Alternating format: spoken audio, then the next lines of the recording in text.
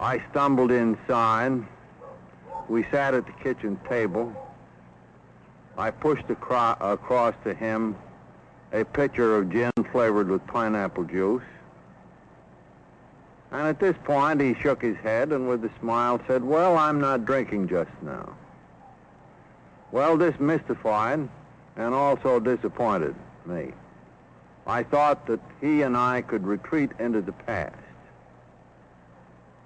I knew that he had been threatened by commitment to an institution, and the same threat overhung me.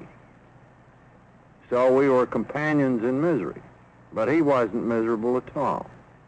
I couldn't understand it. Something had happened. So I said to him, "Ebby, what's got into you? Why won't you drink and talk about the good old days?"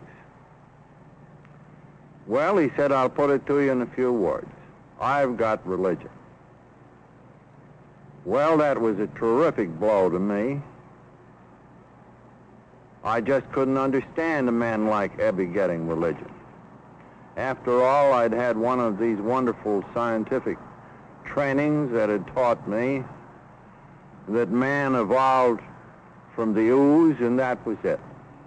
So here was my friend. He'd got religion. Well, I knew I had to be polite, so I said, "Well, Ebby, could you tell me what brand this is?" Well, he wouldn't commit himself to saying it was a brand. He told of his association with the Oxford groups and how they emphasized getting honest with one another, with making a survey of their defects, admitting that they were powerless without the help of God. Cliches of that sort, they seemed to be then. And then he told how, when he had become willing to try these simple expedients and to try helping another without any thought of reward, he had been released, as he said, from this awful compulsion to drink. Well, his story made an impression on me. It was bound to, because after all, we were blood brothers under the skin, victims of the same malady. So what he had to say struck me deep. There was nothing new in the principles he advocated, but here he was living proof of their effectiveness. One alcoholic talking to another, forming the first link in the chain that has become Alcoholics Anonymous of today. Well, at this juncture, Lois came home and found us both there. I think she was dismayed at first, but she saw that at least Ebby was sober.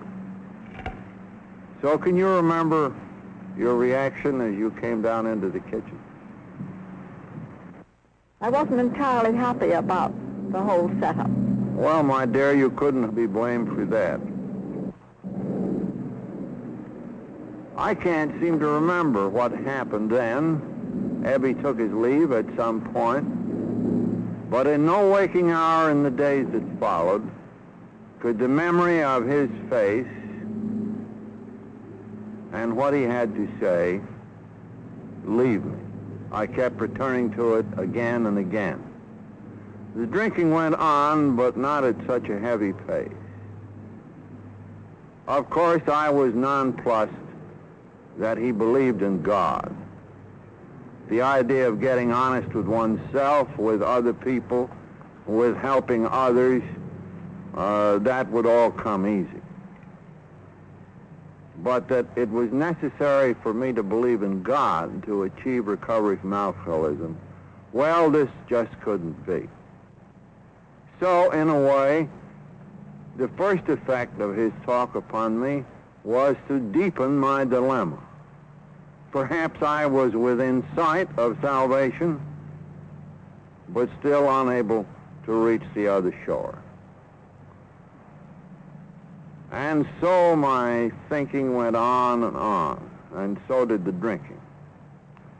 Until one morning, after Lois had left for the department store, where she was working to support me, I resolved to go back to see Dr. Silkworth at Towns Hospital, ask him to sober me up again, so that I could get a clear view of Ebby and his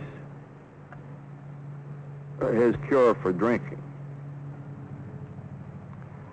I remember on the way buying a lot of beer, drinking most of it, coming into the hospital waving a bottle, shouting at the doctor that this time I had something. Well, this dear old man who really loved me shook his head sadly and said, "I guess you have. You'd better get upstairs and go to bed." So to bed I went. This time I was physically still in pretty good shape. The drinking hadn't got on long enough. So, in a matter of 2 or 3 days, I was well off the liquor, but still fearfully depressed, still in the grip of my awful dilemma. How was I to achieve a belief in God were that required to stop my drinking? I became more and more morose. I just couldn't see how this corner could be got around. At about 11 o'clock in the morning of the third day, my friend Ebby stood in the door. As before, bright and cheerful. I remember being a little suspicious of him.